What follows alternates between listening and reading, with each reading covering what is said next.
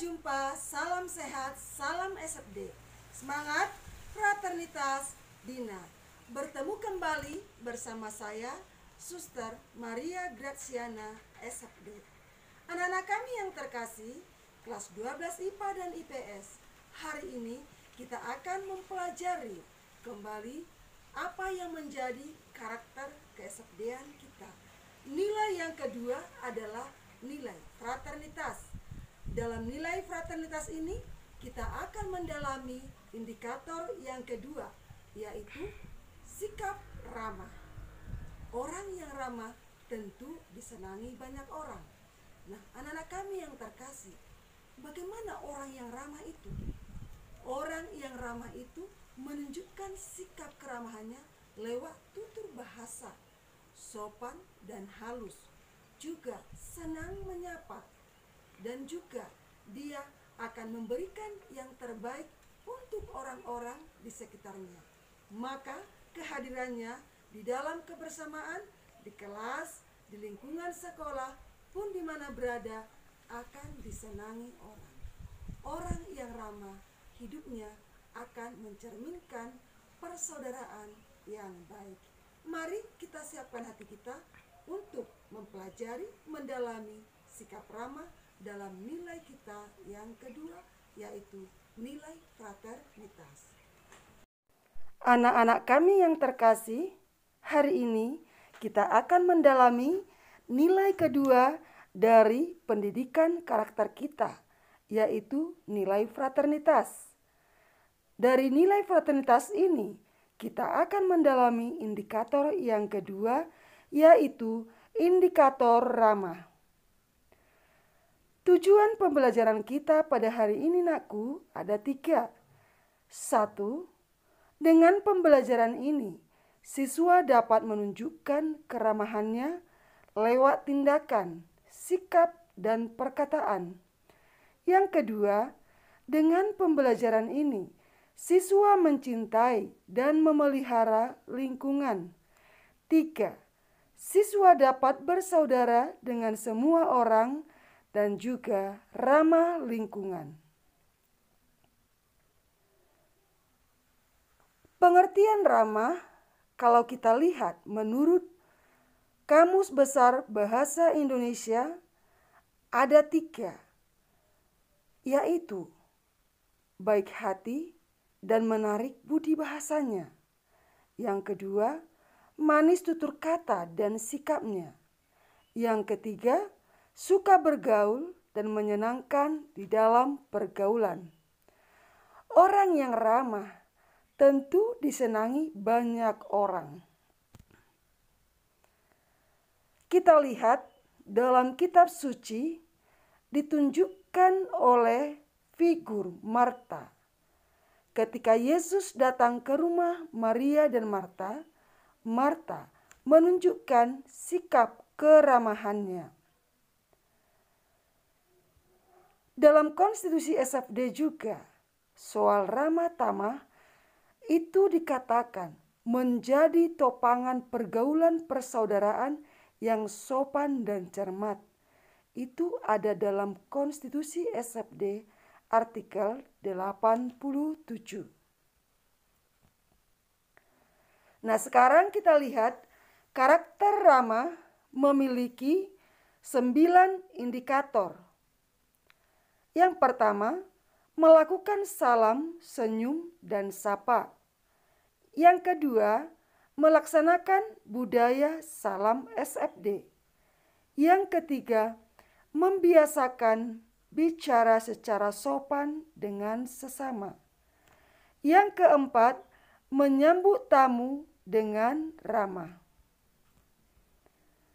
Yang kelima, mempertahankan sikap ramah. Yang keenam, membiasakan berperilaku ramah kepada semua orang. Yang ketujuh, budaya ekologis. Yang kedelapan, membangun suasana harmonis. Yang kesembilan, menyadari etiket dalam bertutur kata. Hari ini, nakku, kita akan mempelajari hanya 4 indikator. Indikator yang pertama dan sampai dengan indikator yang keempat. Indikator yang pertama, melakukan salam, senyum, dan sapa, atau sering disebut 3S. Salam merupakan ungkapan kehadiran diri kita. Memberi salam dengan senyum, itu sama dengan memberikan energi positif kepada sesama. Menyapa, itu menyampaikan ungkapan rasa yang ada di dalam hati kita. Melakukan salam, senyum, sapa, menyenangkan setiap orang yang kita jumpai. Indikator yang kedua, melaksanakan budaya salam SFD. Kita warga SMA Santa Maria memiliki tradisi setiap pagi melakukan salam SFD.